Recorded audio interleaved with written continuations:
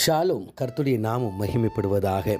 கர்த்தருக்குள் பிரியமானவர்களே, வேத வசனம் இப்படியாக சொல்லுகிறது, இது நிமித்தம் தானே நான் முன்னமே தர்ஷீஷுக்கு ஓடிப்போனேன். யோனா 4:2. கர்த்தருக்குள் பிரியமானவர்களே, கடந்த நாட்களில் தேவனுடைய பிள்ளைகளாக இருக்கிற நீங்களும் நானும் யோனாவை குறித்து நாம் தியானித்தோம்.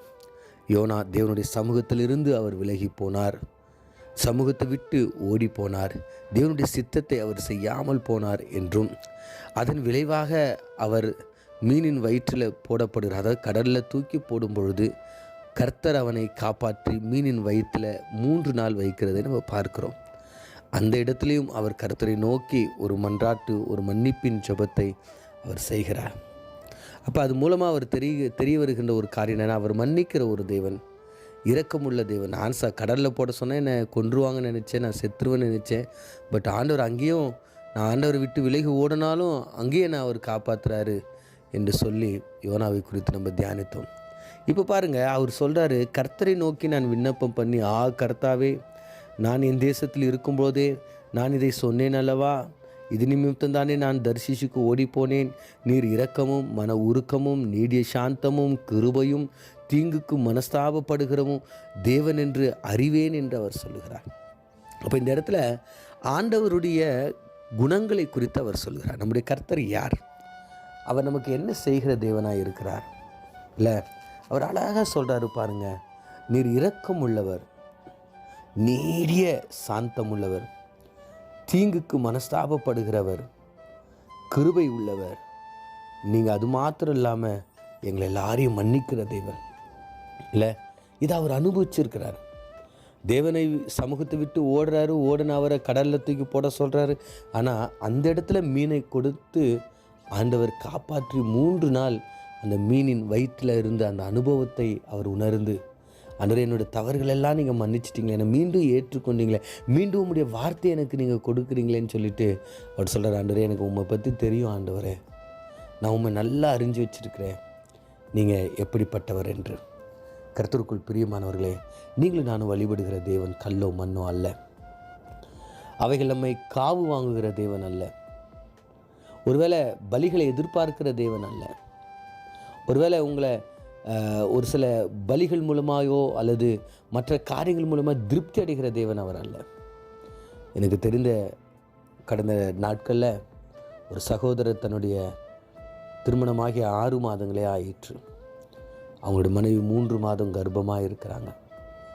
அவர் தன்னுடைய மனைவியை கூப்பிட்டுக்கிட்டு ஒரு இந்து கோயிலுக்கு அதிகாலையில் அவர் கிளம்பி போயிருக்கிறார். என்னாச்சுன்னே தெரில.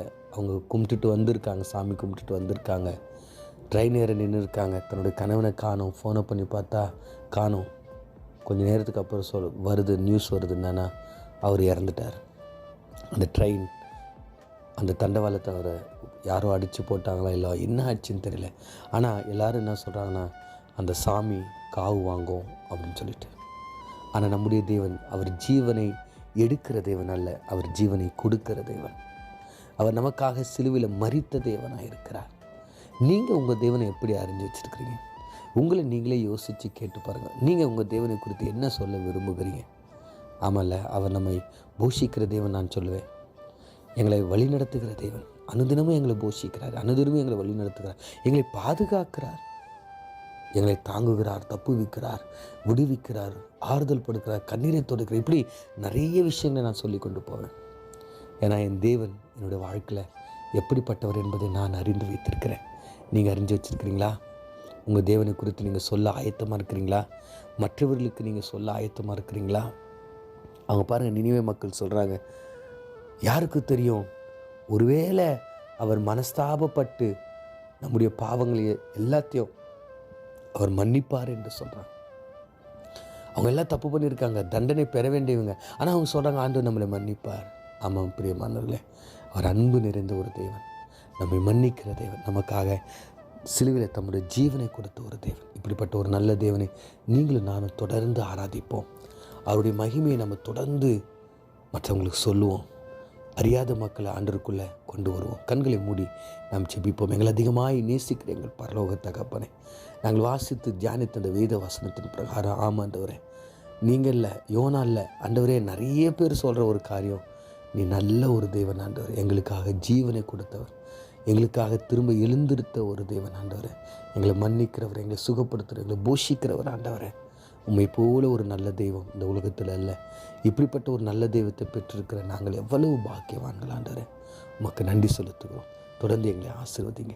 இயேசுவின் மூலம் ஜெபிக்கிறோம் நல்ல பிதாவே. ஆமேன், ஆமேன்.